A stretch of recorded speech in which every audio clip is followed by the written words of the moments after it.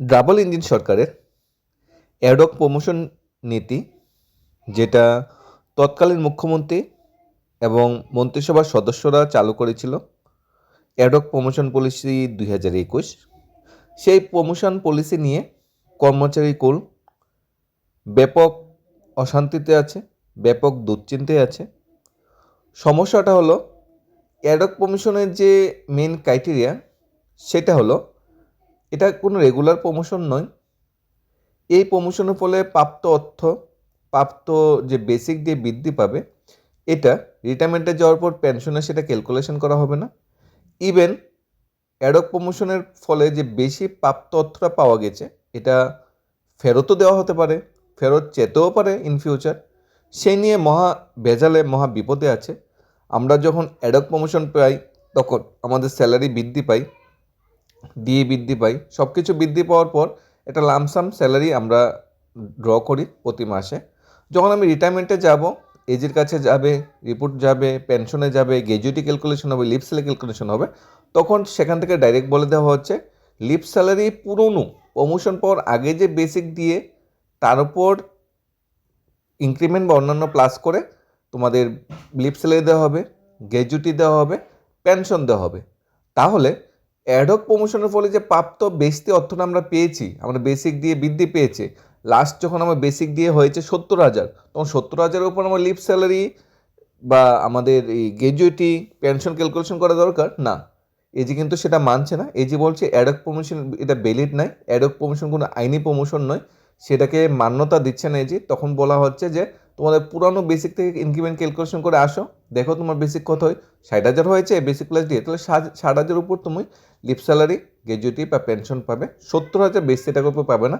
Even এমনও case আছে তাদের কিন্তু বেশি টাকাটা রিটার্ন পর্যন্ত দিতে হচ্ছে। তাহলে অ্যাডহক প্রমোশন কি একটা অভিশাপ বর্তমান ত্রিপুরা রাজ্যে, যেটা মাননীয় মুখ্যমন্ত্রী বিপ্লব কুমার দেব চালু করেছিল, যে কর্মচারী অ্যাডহক প্রমোশন দেওয়া হবে, এককালীন একটা বেনিফিট দেওয়া হবে, সেই প্রমোশনটা কি অভিশাপ হয়ে দাঁড়িয়েছে কর্মচারী কুলে? কারণ এই নিয়ে হাইকোর্টে কেস হয়েছে, সুপ্রিম কোর্টেও যাচ্ছে কর্মচারী কুল। এটা যতদিন আমরা চাকরি করি বা চাকরি অবস্থায় থাকি সেটা বোঝা যায় না, কিন্তু যখন আমরা রিটায়ারমেন্টে যাই তখন কিন্তু বিরাট বড় একটা আর্থিক লস হয় কর্মচারীদের। সেই আর্থিক লসের যে বোঝাটা, সেটা বহন করুন কিন্তু কষ্টসাধ্য হয়ে পড়ে। এ নিয়ে একটা প্রতিবেদনে যেটা উঠে এসেছে, পূর্ত দপ্তর সহ সরকারি বিভিন্ন দপ্তরের আধিকারিক, সাধারণ কর্মচারী মহলে একটা অসন্তোষ দমায়িত কিন্তু হচ্ছে, যে কোনো মুহূর্তে অসন্তোষের বিস্ফোরক আকার নিতে পারে। অলরেডি মাননীয় মুখ্যমন্ত্রী মন্ত্রিসভা সদস্যদের জানিয়ে দেওয়া হয়েছে। মাননীয় মুখ্যমন্ত্রী প্রতিশ্রুতি দিয়েছে ওনারা আইনি বিষয়টা দেখবে, দেখে এটা কোনো সলিউশন করবে। এটা বিধানসভা অধিবেশনে বলেছিল, বাজেট বিধানসভা অধিবেশনে ফেব্রুয়ারি মার্চে, কিন্তু এখন পর্যন্ত এই অ্যাডহক প্রমোশনের কোনো সলিউশন করা হয়নি। অ্যাডহক প্রমোশন এককালীন দেওয়া হয়, কিন্তু এটাকে রেগুলার প্রমোশনে মানে কনভার্ট করতে হয়। কিন্তু অ্যাডহক প্রমোশন পেয়ে গেছে 6 মাস, 7 মাস, 1 বছর, 2 বছর, 3 বছর, এমনও কর্মচারী আছে 4 বছর হয়েছে অ্যাডহক প্রমোশন পেয়েছে, কিন্তু সেই প্রমোশনকে এখনও রেগুলার করা হয়নি, কারণ সুপ্রিম কোর্টের কেস পেন্ডিং।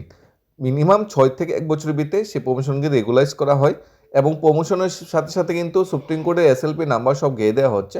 অর্থাৎ এনা আইনি জটিলতা একটা বিরাট বড় আছে।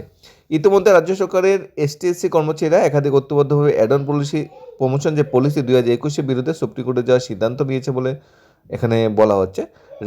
রাজ্যে যে অ্যাডক প্রমোশন পলিসি, সমস্ত স্তরের কর্মচারী মহল ক্ষুব্ধ।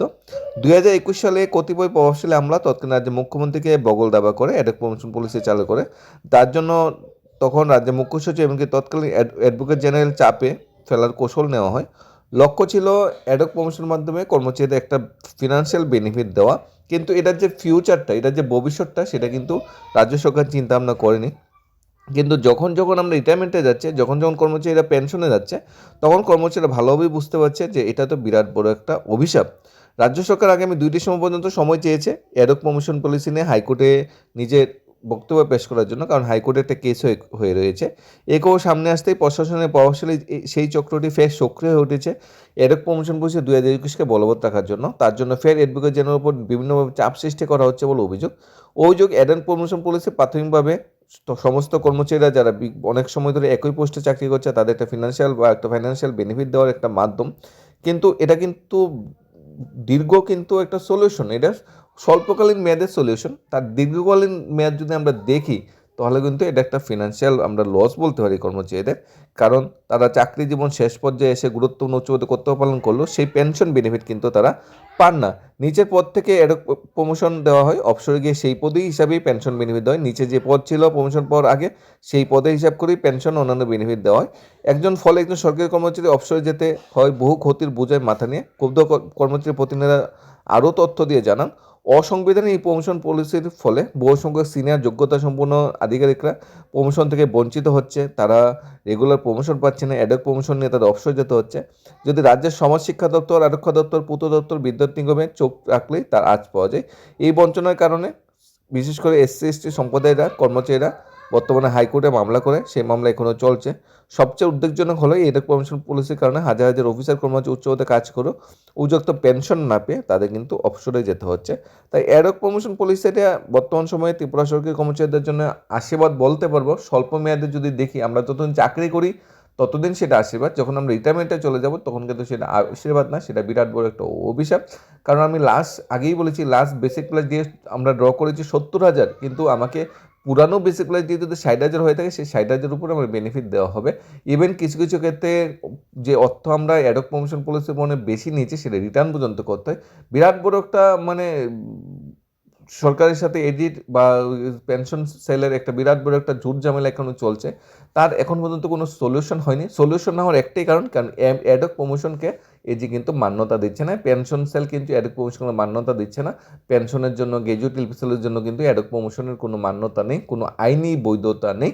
কারণ অ্যাডক প্রমোশন বলছে একটা মেয়াদ আছে, 6 মাস 1 বছর একটা মেয়াদ আছে। অ্যাডহক মানে একটা মেয়াদ থাকবে, এটা সারা জীবনের জন্য হবে না, সেটাকে বলে রেগুলার করতে হয়। কিন্তু এখন পর্যন্ত একজন অ্যাডক প্রমোশন পাওয়া কর্মচারী বা সরকার আধিকারিক কিন্তু রেগুলার করা হয়নি। তার বিরাট বড় কারণ একটা সুপ্রিম কোর্টের কেস বিচারাধীন। সেই কেসের সলিউশন না হবে, না অ্যাডক প্রমোশন পলিসি উঠবে, না রেগুলার প্রমোশন উঠবে। সব কিছু মিলিয়ে আইনি বেড়াজালে সরকারও পড়বে, সব কিছু মিলিয়ে আইনি বেড়াজালে কর্মচারীরও পড়বে। কারণ কর্মচারী যা ফিনান্সিয়াল বেনিফিট পাচ্ছে সেটা কিন্তু লং টাইম ফিনান্সিয়াল বেনিফিট পাচ্ছে না। কারণ পেনশনে গিয়ে কিন্তু তাদের অ্যাকাউন্টে কিন্তু পেনশন বাবদ অন্যান্য সুযোগ সুবিধা বাবদ অর্থ যেটা পাচ্ছে সেটা কিন্তু অনেকটা কম পাচ্ছে। এখন দেখার বিষয় সরকারের সলিউশন কবে করে। হাইকোর্টে 2 ডিসেম্বর যে উঠবে সেদিন তার উত্তর কে দেয়। মাননীয় মুখ্যমন্ত্রী যে প্রতিশ্রুতি দিয়েছিল বিধানসভায় দাঁড়িয়ে অ্যাডক প্রমোশন পলিসি নিয়ে সলিউশন করে, তার আদৌ সলিউশন করবে কি না, নাকি চাকরি থেকে অবসর যাওয়ার পর এইভাবেই কর্মচারীদের আর্থিকভাবে ক্ষতির সম্মুখীন হতে হবে, আর্থিকভাবে ক্ষতির দাঁড় আসতে হবে। বর্তমান সময়ে যারা নতুন চাকরিপ্রাপ্ত, যারা প্রমোশন পাবে তারা তো পেনশনও নেই, অনেক শুধু সুযোগ সুবিধা নেই, তাদের তো আরও অনেকটা বিরাট বড় লস হবে। সেই যে লসটা, সেই 60 বছর বয়স অবসর যাওয়ার পর সেই ক্ষতিটা, এর দায়ভার কি সরকার নেবে, নাকি সরকার একটাই কাজ অ্যাডক প্রমোশন পলিসি চালু করে অ্যাডক প্রমোশন দিয়ে দেওয়া। এরপর যাই হবে এটা কর্মচারীর ভাগ্য, কর্মচারীর সেটা নিজস্ব বিষয়, সেটা রাজ্য সরকারের কোনো হস্তক্ষেপ নেই। রাজ্য সরকার কি কর্মচারীদের যে রিটায়ারমেন্ট বেনিফিট নিয়ে এভাবে কি ছেলেখেলা করবো, সেটা সময় বলবে।